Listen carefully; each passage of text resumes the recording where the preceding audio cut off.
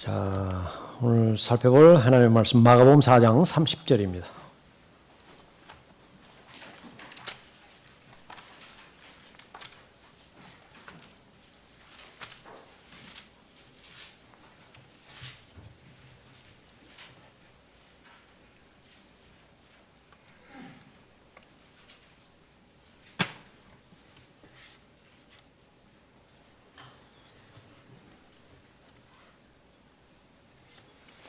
(30절부터) (34절까지) 번역하겠습니다.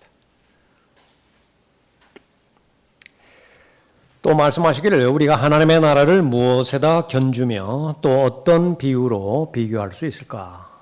그것은 겨자씨 하늘과 같으니 땅에 뿌려질 때에는 땅에 있는 모든 씨보다도 더 작지만 뿌리면 자라서 어떤 푸성귀보다도 더 커지고 큰 가지들을 내므로 공중의 새들이 그 그늘 아래 깃들 수 있게 되느니라고 하시더라. 주께서 그와 같은 많은 비유로 말씀을 전하시니 이는 그들이 알아들을 수 있었습니다. 그들에게는 비유를 들지 아니하고는 말씀하지 아니하시고 제자들만 있을 때에는 모든 것을 풀어서 설명해 주시더라. 타락해가는 하나님의 나라라고 하는 제목으로 말씀드리겠습니다.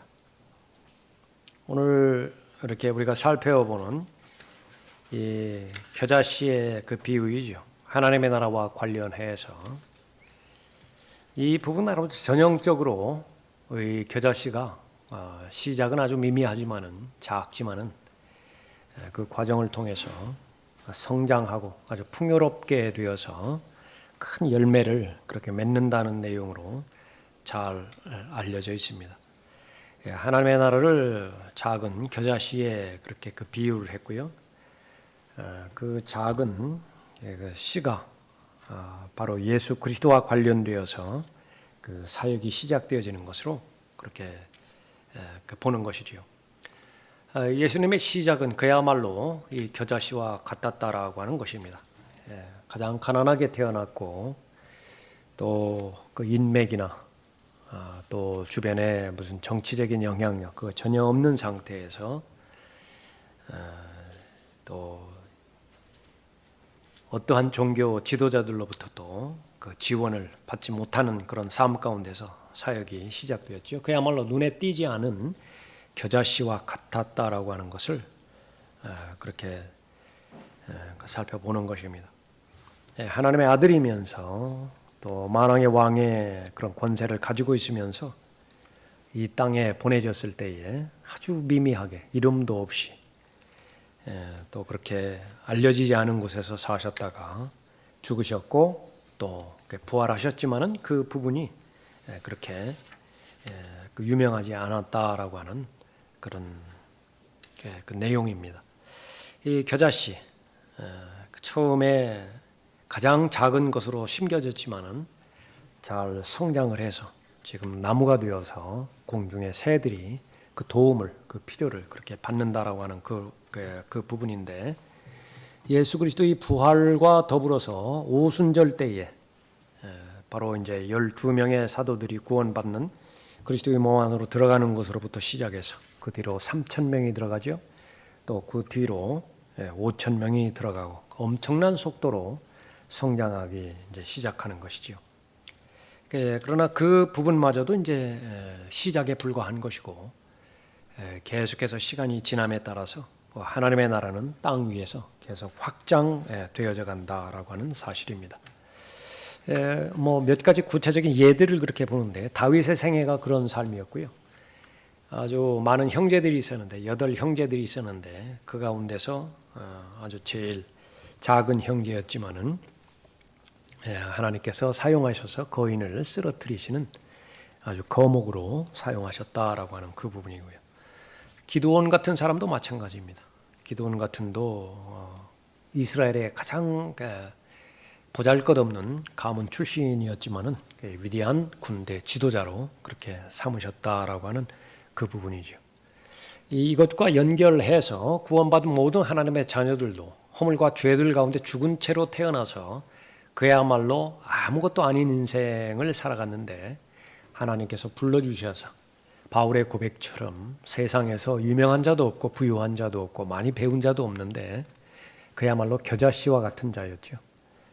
구원받게 해주시었고, 그러나 이제 하나님의 말씀으로 잘 양육시켜 주시고 성장시켜 주시는 가운데서 30배, 60배, 100배의 열매를 그렇게 맺게 해주신다, 그렇게 말씀하고 있습니다.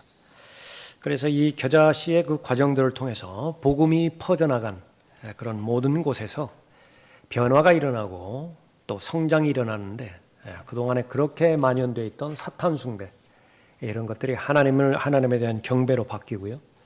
또 수많이 문제거리가 되었던 사람을 잡아먹는 그 식인 문화라든지 일부 다처제 그런 혼인 문화라든지 또 어린아이들을 제물로 바치는 그런 그 우상 숭배라든지 그런 갖가지의 죄악들이 복음으로 인해서 이렇게 그 소멸되어지고, 그 다음에 복음이 가는 곳마다 고아원이 세워지고 또 인간의 복지가 드러나고 병원과 학교가 세워짐으로 인해서 문명국가가 잘 세워지고, 그래서 하나님의 나라가 계속해서 확장이 되어지고, 그 반대로 사탄의 왕국이었는데, 처음에 사탄의 왕국이 거의 대부분이었는데 계속해서 무너져 간다라고 하는 것입니다.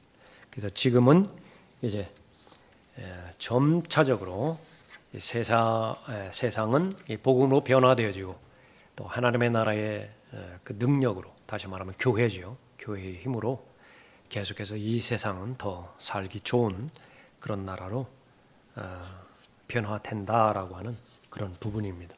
후천년주의의 신학이고요. 무천년주의의 그런 그 신학입니다. 이 부분과 관련돼서 그 뒤에 계속해서 나오는 이 하나님의 나라와 관련돼서 나오는 이 누룩의 비유도 그 마찬가지입니다. 거기에 어떤 여인이 나오고 누룩이 나오고, 그 누룩이 가루 서말에 그 전체를 그 부풀게 하는 그 부분에 대한 해석도 그 누룩을 복음으로 그렇게 그 보아서 그 여인을 교회로 그렇게 보는 것이죠. 그래서 아주 긍정적으로 적극적으로 그렇게 해석을 하는 것인데, 전형적인 비성경적인 해석이고 사사로운 해석인 것입니다. 오늘 본문 말씀을 통해서 하나님께서는 정반대의 말씀을 해주시고자 말씀하시는 것인데, 그 목적으로도 마지막 두 구절이 비유로 말씀하셨다, 그렇게 보시는 것입니다. 비유로 말씀하신 그 목적 가운데 하나가 준비가 되어 있지 않은 사람에게는 깨닫지 못하게 할 목적으로 비유로 말씀하셨다 그랬죠. 제자들은 들을 수 있는 귀가 지금 준비되어 있는 상태입니다. 알고자 하는 마음이 있고 배우고자 하는 마음이 있고 가르쳐 주신다라고 한다면 믿을 준비가 다 있고 실행할 준비가 되어 있지요. 그러한 상태에서는 하나님의 뜻을 보여주는 것은 너무 쉽습니다. 그러나 준비가 되어 있지 않을 때에 하나님께서는 하나님의 뜻을 보여주지 않는 것이죠. 33절 보십시오. 주께서 그와 같은 많은 비유로 말씀을 전하시니 이는 그들이 알아들을 수 있었습니다. 그들에게는 비유를 들지 아니하고는 말씀하지 아니하시고 제자들만 있을 때에는 모든 것을 풀어서 설명해 주시더라. 그러면 설명해 주시는 이 비유는 바로 본질은 어떤 것인가? 제목으로 말씀드린 것처럼 하나님의 나라를 말씀하시는데, 그 하나님의 나라가 점점 더 확장되어지고 더 넓혀져 가는 것이 아니라 반대로 타락해 간다라고 하는 것을 예언적으로 말씀하고 있는 것입니다. 30절부터 32절 다시 보시죠. 또 말씀하시기를 우리가 하나님의 나라를 무엇에다 견주며 또 어떤 비유로 비교할 수 있을까? 그것은 겨자씨 한 알과 같으니 땅에 뿌려질 때에는 땅에 있는 모든 씨보다도 더 작지만 뿌리면 자라서 어떤 푸성기보다도 더 커지고 큰 가지들을 내므로 공중의 새들이 그 그늘 아래 깃들일 수 있게 되느니라고 하시더라. 이 복음이 이제 마태복음 13장에 나오는데, 마태복음 13장에서는 그것을 천국에 관한 비유라 말씀하고 있습니다. 이 해석이 잘못된 것은 처음부터 이 천국이라고 하는 왕국과 하나님의 나라라고 하는 왕국을 같은 것으로 보았기 때문에 그래요. 이 천국에 대한 비유에 있어서도 이 겨자씨에 대한 비유라든지 또 씨 뿌리는 자의 그 비유라든지 이런 그 비유가 공통적으로 나오기 때문에, 그러니까 누가복음에서도 나오고 마가복음에서도 공통적으로 나오는 비유거든요. 그러니까 그것을 보고 하나님의 나라와 천국은 같은 것이다, 그렇게 보았는데, 그 첫 번째 단추가 사적인 사사로운 해석을 그렇게 낳도록 그렇게 했습니다. 그래서 천국과 이렇게 하나님의 나라의 그 신비들, 공통점이 세 가지가 있는데, 씨 뿌리는 자의 비유가 공통점 가운데 하나고요. 또 겨자씨의 비유, 지금 나오는 겨자씨의 비유죠. 그리고 누룩의 비유, 그것은 두 왕국 사이에 공통적으로 나오는 그런 비유인 것입니다. 결론적으로 말하면 인자가 올 때 그가 세상에서 믿음을 찾아볼 수 있겠느냐, 그렇게 말씀하시죠. 결국은 이제 예수 그리스도께서 두 왕국의 왕이신, 천국의 왕이시기도 하고 하나님의 나라의 왕이시기도 한 예수 그리스도께서 오실 때가 있는데, 그때에는 믿음이 발견되지 않는다라고 하는 그런 부분입니다. 제일 먼저 살펴봐야 되는 그런 부분들은, 첫 번째, 이 겨자씨는 바로 복음이 아니에요. 본문에서 말하는 겨자씨는 복음이 아니라 그 말이에요. 그러면 겨자씨가 말하는 것은 무엇이냐? 믿음입니다. 믿음. 마태복음 17장 20절에서 진실로 내가 너희에게 말하노니 너희에게 겨자씨 하나일 만한 믿음이 있다면, 그러니까 겨자씨는 무엇과 관련되냐면 믿음과 직접적으로 관련이 있어요. 겨자씨 하나일 만한 믿음이 있다면 너희가 이 산에게 말하여 여기서 저리로 옮겨져라 하면 옮겨질 것이요 또 너희에게 불가능한 일이 전혀 없을 것이니라 말씀하셨고요. 누가복음 17장 6절에서도 똑같이 말씀하십니다. 너희에게 겨자씨 하나일 만한 믿음이 있다면, 겨자씨는 믿음과 직결되어지는 그런 그 부분입니다. 그러면 본문에 나오는 이 겨자씨, 믿음인데, 이 본문에 나오는 이 믿음은 아주 심하게 왜곡된, 일그러진 괴물이에요. 정상적인 믿음이 아닙니다. 처음에는 정상적인 순수한 믿음이었지만은 그 믿음이 더럽혀지고 왜곡되어졌던 것입니다. 그래서 여러분이 아시는 것처럼 겨자라고 하는 이 부분은 채소인데, 푸성귀인데, 채소하고 푸성귀라고 해요. 그런데 이것이 나뭇가루 되어 있죠. 큰 나무가 되어 있습니다. 여기서는 큰 가지들을 낸다, 그렇게 언급하고요. 그 누가복음 본문에서는 아주 큰 나무가 되었다, 그렇게 언급하고 있습니다. 그래서 그 큰 가지를 냈다, 성장했다라고 하는 그 부분을 강조하기 위해서도 팔레스타인에서 어떤 겨자씨는 겨자는 4.5m 정도까지 자라기도 한다. 그것을 그래서 합리화시키기도 하지만요, 성경에서 말하는 그 본문은, 말하고자 하는 맥락은 그것이 아닌 것입니다. 비정상적으로 성장한 것입니다. 괴물이 되었다라고 하는 것이죠. 그래서 이 시대에, 오늘날의 이 시대에 왕국이, 다시 말하면 예수님께서 두 왕국을 가져오셨는데, 하나는 하나님의 나라이고 하나는 지상에서 세워지는 물리적인 왕국이죠. 그 물리적인 왕국의 그 대상은 유대인들이죠. 유대인들이 고의적으로 메시아를 거부함으로 인해서 물리적인 왕국은 거부가 되어져 버렸습니다. 그래서 2000년 뒤로 다시 거부가 되었죠. 그 사이에 형성되어지는 하나님의 나라. 하나님의 나라는 이 물리적인 왕국, 다시 말하면 기독교계예요. 기독교계는 하나님의 그 보호하심과 하나님의 인도하심과는 아무런 상관이 없습니다. 그런 종교국가예요. 종교국가. 기독교계에 강한 영향을 받아서 심히 공격을 당합니다. 이 하나님의 나라. 하나님의 나라는 믿는 그리스도인들로 구성이 되어 있는데, 그 믿는 그리스도인들은 정상적인 믿음을 소유하고 정상적인 믿음에 의해서 생활에 나가야 되는 것인데, 이 공격에 패배를 당해요. 그래서 아주 이 하나님의 나라가 타락하게 되어져 버리는 거죠. 예수 그리스도께서 재림하실 때에 재림하시는 예수님은 하나님의 나라의 왕이기도 하니까 하나님의 나라가 이제 보여지는 것인데 누구에게 보여지는 것이냐? 거듭난 하나님의 자녀들에게 보여집니다. 지금은 볼 수 없어요. 지금은 믿음으로 하나님의 나라에 들어갈 수밖에 없지만은요. 그때가 되지만 하나님의 나라가 보여진다 그렇게 언급하고 있죠. 왜 그러냐면 그때가 되어지면 바로 예수 그리스도의 영광스러운 몸으로 변모되기 때문에 그렇습니다. 그래서 눈으로 볼 수가 있는 것이죠. 그래서 지금의 상태는 물리적인 왕국은 거부가 되었고 영적인 왕국인 이 하나님의 나라만 존재하고 있는 것인데 이 하나님의 나라는 계속해서 공격을 당하고 있는 것입니다. 그래서 이 시대의 하나님의 나라, 그것은 믿음과 더불어서 하나님께서 말씀하시는 것은 믿음은 한없이 퇴보한다.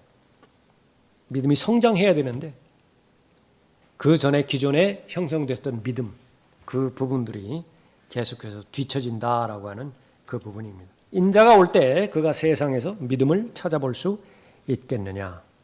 이 말씀을 하실 그때까지 계속 뒷걸음쳐지는 것입니다.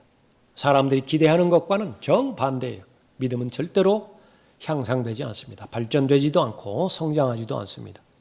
계속 퇴보하는 것이죠. 그것을 알려주시고 이것이 현실이고 사실이니까 정신 차리고 깨어 있어서 너만큼은 퇴보의 물결에서 빠져나오라 말씀하고 있는 것이죠.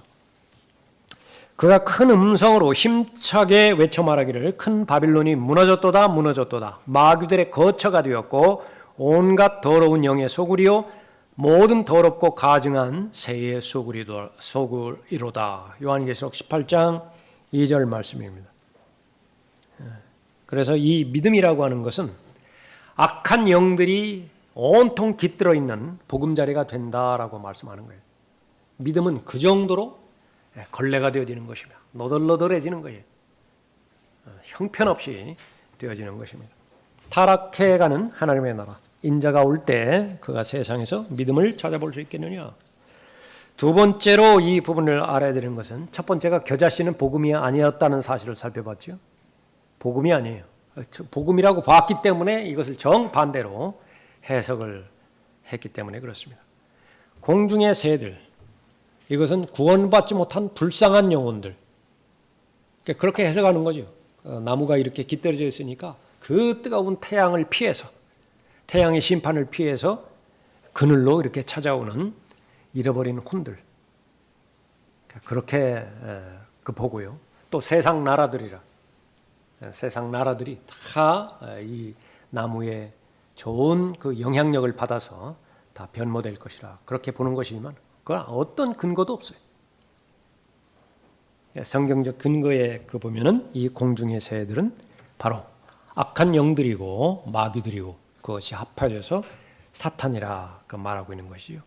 여기 그 15절 보십시오. 4장 15절에 말씀이 길가에 뿌려졌다는 것은 이들을 두고 하는 말이니 즉 말씀을 듣자 곧 사탄이 와서 그들의 마음속에 뿌려진 말씀을 빼앗아가는 자들이요. 그런데 이것이 어떤 비유에 대한 해석이냐 그러면 예수님의 비유냐 그러면 새들에 관한 해석이에요. 새들이 와서 그 씨를 먹어버렸죠. 그 새들의 정체는 무엇이냐? 그것은 바로 사탄이라 그렇게 말하고 있는 것이죠. 누가복음 8장에서는 이 새들이 마귀와 관련되어 있고 악한 영들과 악한 영들이라 그렇게 언급하고 있습니다. 그래서 큰 가지로 이루어진 큰 나무가 그렇게 나오는데 이것은 복음과 전혀 상관이 없다라고 하는 그런 부분입니다. 후천년주의, 무천년주의 해석. 복음이 온 세상을 채워서 모든 사람이 복음의 피난처로 들어오게 된다. 그래서 복음의 혜택을 받게 되어진다. 그것은 개인 철학에서 하나님의 말씀을 자료로 삼아서 사료로 삼아서 입증해낸 그 결과밖에 안 되는 것입니다. 그러면 성경에서 언급하고 있는 이 사람이라든지 아니면 왕국이라든지 이 부분을 상당히 많은 부분 나무에 비유를 하죠. 나무의 비유를 하는 것입니다. 그것이 그 나무의 비유를 했을 때에 그 나무가 제시하는, 예를 들어서 포도나무 그러면은 예수 그리스도와 직접적으로 연결이 되어지죠. 포도나무.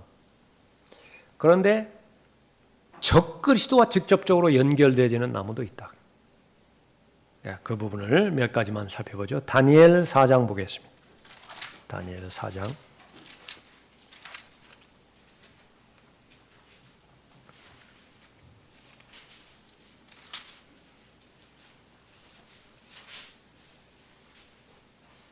절에 보십시오.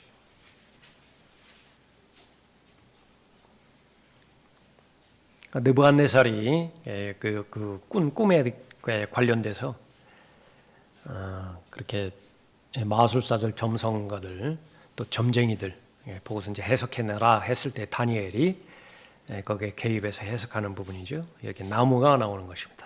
다니엘 4장에서 나오는 나무, 그것은 적그리스도의 왕국을 나타내는 나무다. 성경에서 말하고 있는 것. 10절에 내 침상에서 본 내 머리의 환상은 이러하니라. 내가 보니 땅의 한가운데에 한 나무를 보았는데 그 높이가 크더라. 큰 나무예요. 누가복음에서는 누가복음 13장에서 큰 나무라고 그랬고 마가복음 4장 본문에서는 큰 가지들로 이루어졌다. 그 나무가 자라서 견고하게 되고 그 높이가 하늘에 닿았는데 그 모양은 온 땅의 끝까지 이르렀고 그 잎사귀들은 아름다우며 그 열매는 많아서 만민을 위한 식물이 되었고 들의 짐승들도 그 그늘 아래 있으며 공중의 새들도 그 가지에 깃들이고 모든 생물이 그것을 먹더라. 내가 내 침상에서 내 머리의 환상들을 보니 보라 한 파수꾼 곧 한 거룩한 이가 하늘에서 내려왔는데 그가 크게 외쳐 말하기를 그 나무를 베고 그 가지를 자르고 그 잎사귀를 흔들어 떨며 그 열매를 흩어 짐승들로 그 아래에서 떠나게 하고 새들도 그 가지에서 떠나게 하라. 그러나 그 뿌리에 그루터기는 땅에 남겨두어 철과 노새의 줄로 동이고 들의 부드러운 풀 속에 누워 하늘의 이슬로 젖게 하며 그의 분깃은 땅에 풀에 있는 짐승들과 함께 있게 하라. 또 그의 마음을 인간의 마음으로부터 변하게 하며 짐승의 마음을 그에게 주어서 7대로 그에게 지나가게 하라. 이 일은 파수꾼의 칙령에 의한 것이요 거룩한 자들의 말에 의한 요구니 이는 사람들로 하여금 지극히 높으신 분이 인간들의 왕국을 다스리시며 그분께서 원하는 자에게 그것을 주시고 또 인간의 가장 천한 자로 그 위에 세우시는 줄을 알게 하시려는 의도니라 하셨느니라. 다니엘 4장에서 나오는 이 나무, 적그리스도의 왕국입니다. 느부갓네살의 나무예요. 또 하나를 보죠. 에스겔 31장 보겠습니다. 에스겔 31장에 나오는 나무 역시 마찬가지로 적그리스도의 왕국의 나무예요.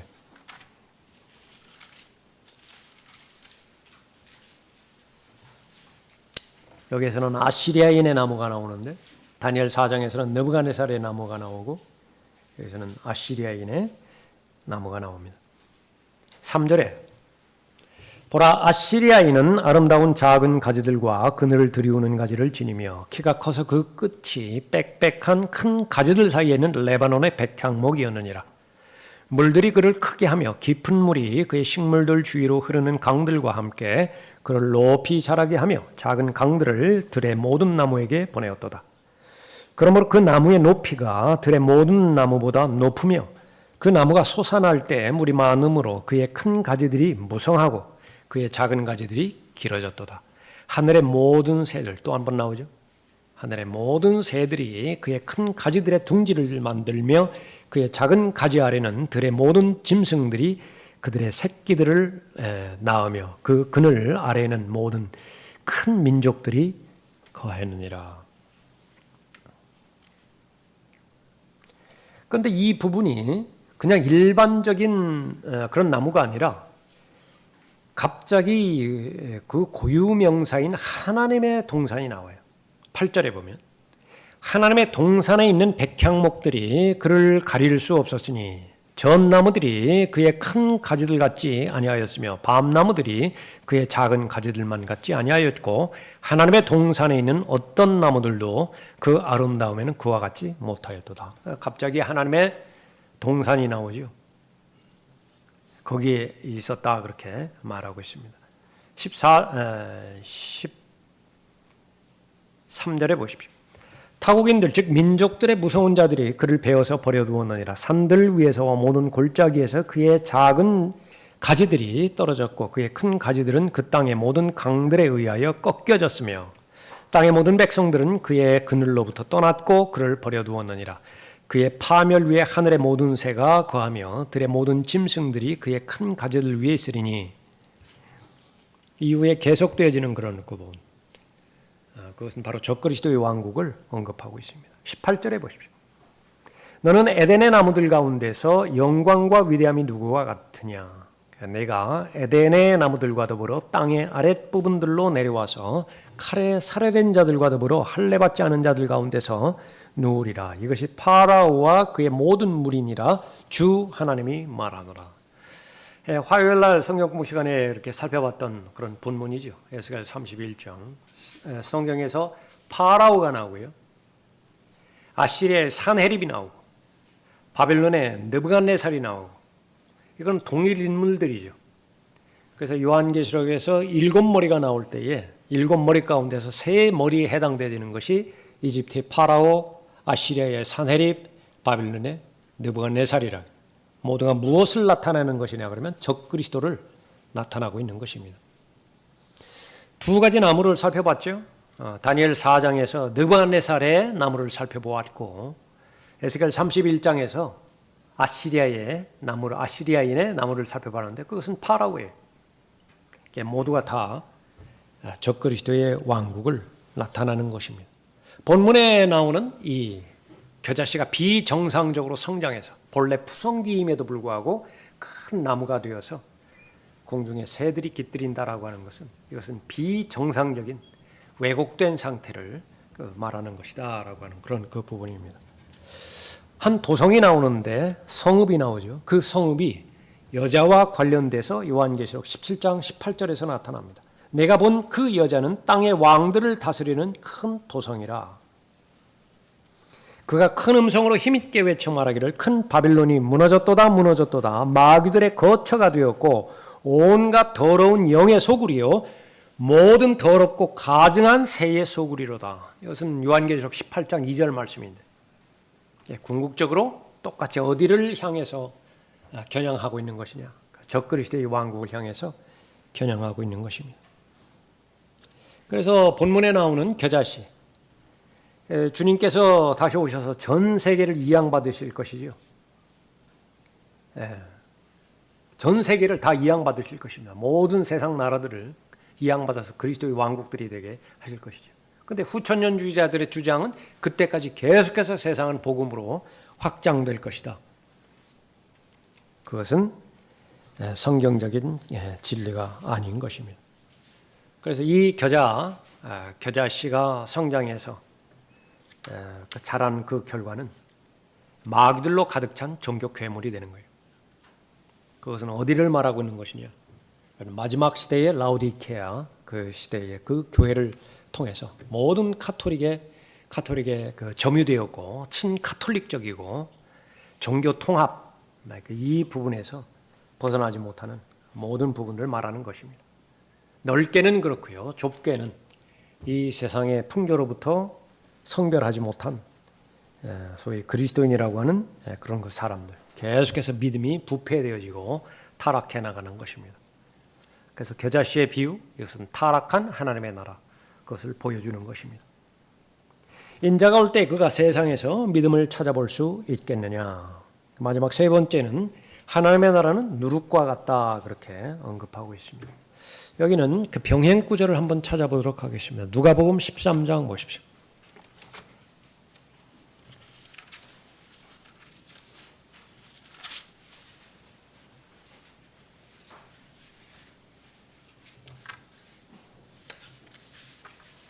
누가복음 13장 18절 보겠습니다.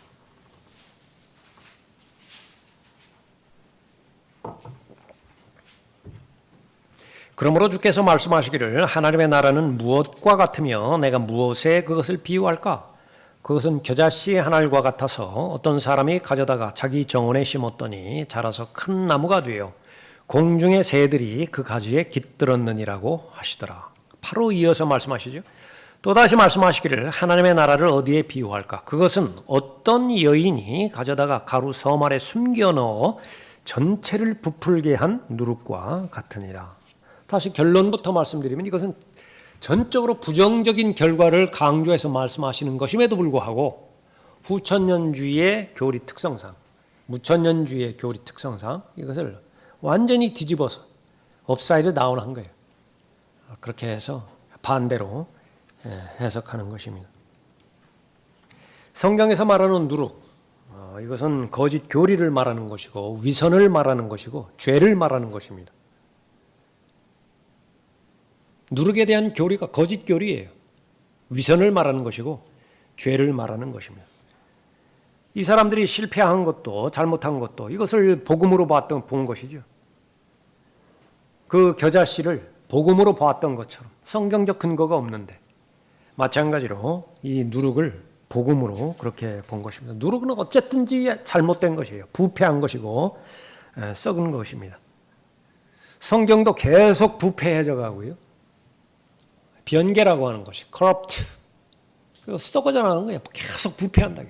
하나님의 말씀이 부패해요. 믿음도 부패해가고 교리 역시 마찬가지고 열매라고 규정지었던 모든 것들도 다 가짜 열매, 악취가 풍긴다. 그래서 그 결과는 괴물 기독교가 되는 겁니다. 그것은 사탄은 첫 번째로 종교적인 존재이기 때문에 사탄이 제일 관심 있는 것은 종교예요. 종교. 그러니까 종교하면 오전에 우리가 살펴봤던 경배와 직접적으로 관련이 있죠. 경배 받기를 원하는 것이다. 그것이 아주 본성이에요. 하나님의 형상으로 창조된 하나님의 자녀. 그것은 정상적으로 하나님을 숭앙하고 하나님을 경배하고 또 하나님 앞에 예배드리는 것이 너무나 정상적인 관계인 것인데 이것이 잘못되어서 마귀의 자녀가 되어지고 마귀의 영향력 아래 있게 됐을 때 그것이 뒤틀어져서 마귀를 숭배하게 되어 있는 것입니다. 마귀를 경배하게 되어 있는 그런 부분이고요. 그래서 마귀는 종교적인 그 부분들을 통해서 활동하기 때문에 거의 대부분의 마귀의 역사는 그 종교적인 영역을 통해서 시작되는 것입니다. 그런데 그 종교적인 영역 가운데서도 그 비율을 따지라고 한다면 하나님의 말씀을 사용하고 있는 종교들이 있죠. 하나님의 말씀을 사용하고 있는 종교들. 세상에서 말하는 기독교라고 하는 그 부분들. 동방정교, 정교회라든지 아니면 서방정교, 로마 카톨릭을 말하는 것이죠. 그 다음에 개신교, 기독교계를 말하는 것이고요. 거기서 한 걸음 더 나가면 유대교. 그러니까 그 부분에서 아주 집중적으로 활동하고 있고요. 그 나머지 이제 경배가 진행되어지고는 이교도들을 통해서도 사탄이 아주 강력하게 역사하고 있는 것입니다. 그래서 계속해서 금식하고 계속해서 고행하고 그래서 자기 의를 계속해서 쌓아서 선에 도달하려고 하고 그래서 하나님의 의에 자신의 인간의 노력으로 도달하고 하는 그 부분에 마귀가 침범하는 것이죠. 그렇게 수행하는 모든 사람들의 공통적인 특징은 그 마음이 소재되어 있어요. 텅 비어 있다고요. 그래서 그 사람들의 소원은 마음을 비우는 거예요. 잡생각 안 하고 복잡한 생각 안 하고 지극히 단순화시켜서 무의 상태로 계속해서 가져가려고 한다. 그럼 그 상태가 마귀가 들어가기 딱 좋은 상태로. 그러면 다 점유를 하는 거예요. 근데 거기에서 계속 종교적인 결과들을 쏟아내거든요. 그러니까 다 무슨 득도했다라고 그렇게 말하고, 경지에 올라갔다 그렇게 말하고, 입신했다 그렇게 이야기하고, 그 가운데서 일부분 쏟아내는 것이 무슨 관상기도니? 요즘은 그런 말 안 하죠. 관상기도. 기독교계도 그 사람들 흉내내서 아주 막 깊은 묵상에 들어가고.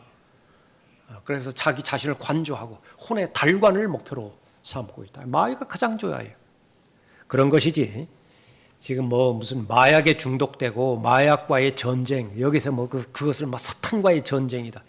그거는 사탄에 대해서 단 한 개도 모르는 사람들이라. 그래 관여를 안 해요. 그냥 그 본능대로 흘러가도록 놔두기만 하면 된다. 예? 그래서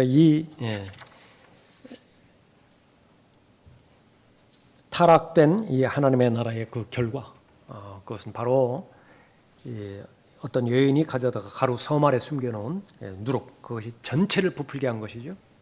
괴물 기독교가 그렇게 돼버린 것입니다. 그러니까 이 사실을 모르면은 왜 성경대로 믿는 그리스도인은 다른 교회를 그렇게 공격만 하냐, 비판만 하냐, 비평만 하냐, 그 소리를 듣는 것이지만은 그것이 아무런 근거 없이 비판하는 것인가요?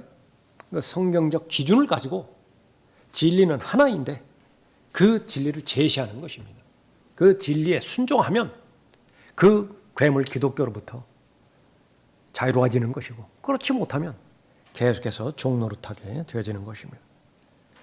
여기에서 말하는 여인, 교회도 아니고요, 그리스도의 몸도 아닌 것입니다. 교회는 바로 신부라고 불려 있고 순결한 처녀라고 불렸지, 이 본문에서 나오는 여인이라고 불려지지는 않았다라고 하는 것입니다. 그러면 이 여인의 실체는 무엇이냐? 한 구절만 더 찾아보죠. 요한계시록 17장 보십시오. 이 여인의 실체가 뭐냐?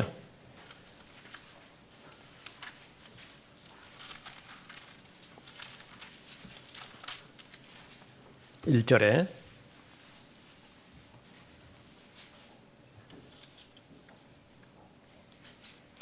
또 7 호리병을 가진 7 천사 가운데 하나가 와서 나와 대화하며 말하기를 이리 오라, 많은 물 위에 앉은 그 큰 창녀의 심판을 내게 보여주리라.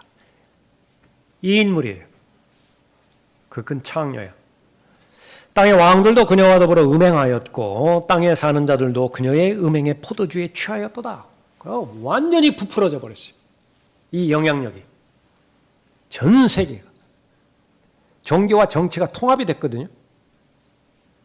3절에 그가 나를 영안에서 광야로 이끌어가니라. 또 내가 보니 그 한 여자가 주홍빛 짐승 위에 앉아 있는데 그 짐승은 하나님을 모독하는 이름들로 가득하고 7 머리와 10 뿔을 가졌더라. 근데 무엇을, 그 중심이 무엇이냐면 교회예요. 교회에서 이런 일들이 벌어진다.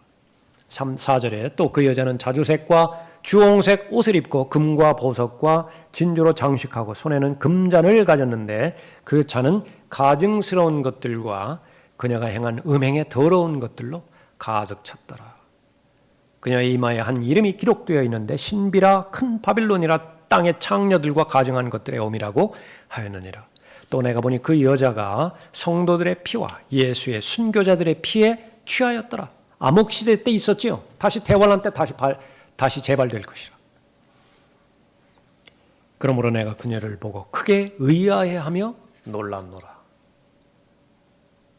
이 배경은 로마 제국이 박해하는 것은 너무나 이해가 되는 것인데 이건 교회가 교회를 박해해버려요.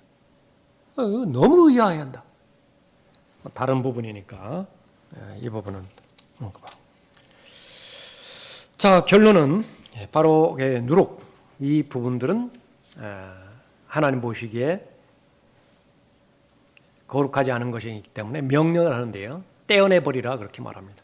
그러므로 묵은 누룩은 떼어내버리라. 그래야 너희가 누룩을 넣지 않은 새 반죽이 되리라. 우리의 유월절 양이신 그리스도께서 우리를 위하여 희생되셨으므로 우리가 그 명절을 지키되 묵은 누룩이나 또 악하고 가증한 누룩으로도 말며 오직 누룩 없는 성실과 진리의 빵을 가지고 지키자. 고린도전서 5장 7절 8절 말씀입니다. 그래서 이 여인, 교회와는, 순수한 교회와는 어떤 관계도 없는 것입니다. 이 여인이 한 짓은 뭐냐면 다 부패시켜버린다. 그 순수한 신앙 고백, 그거 다 부패시켜버렸다. 하나님에 대한 헌신 역시 마찬가지고, 그렇게 해서 이 참된 기독교 신앙, 크리스천리티, 그건 발견되지 않고 온갖 인위적이고 종교적인 기독교계, 크리스천덤, 그것만 남아있게 된다. 그것이 바로 오늘날 우리가 살아가고 있는 이 시대에 존재하는 기독교계라 그렇게 말하고 있습니다. 휴거되기 바로 이전에 이 땅에 존재하는 그리스도의 몸, 그것은 부흥되지 않습니다. 개혁되지도 않고 재건되지도 않고요. 하나님의 나라가 그것을 전체적으로 통치하지도 않는 것입니다. 극히 소수의 사람들만이 구원을 받고 또 진리의 지식에 이르는 것이에요. 그래서 그리스도의 몸 전체는 무엇으로 끝나게 되는 것이냐면 배교로 끝납니다. 그리스도의 몸 전체는 배교로 끝나게 된다. 요한계시록 3장 15절 16절이라든지 차지도 않고 덥지도 않아요. 그냥 토해내고 싶다. 아주 미슥미슥거려요.